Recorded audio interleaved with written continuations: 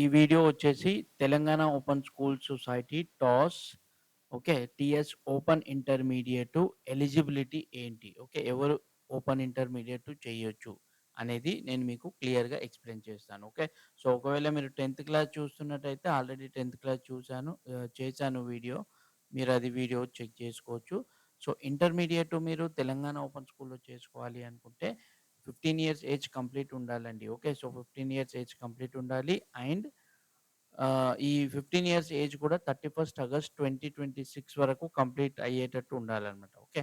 And minimum qualification ఏముండాలి అంటే 10థ్ క్లాస్ పాస్ అయ్యి ఉండాలి.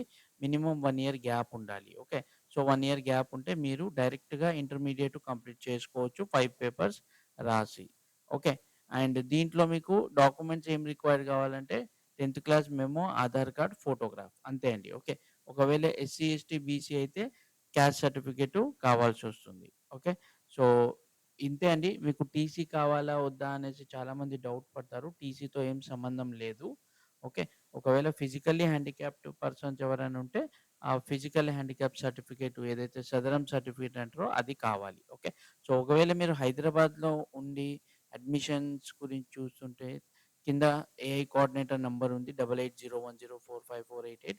For more details you can contact or కింద కామెంట్ చేయండి. ఆర్ మీరు టీఎస్ ఓపెన్ ఇంటర్ డీటెయిల్స్ అనేసి ఈ నంబర్‌కి వాట్సాప్ చేసినా మీకు డీటెయిల్స్ అనేది వస్తాయి. Thanks for watching easy admissions. ఈ వీడియోని మీ ఫ్రెండ్స్‌తో తప్పకుండా షేర్ చేయండి.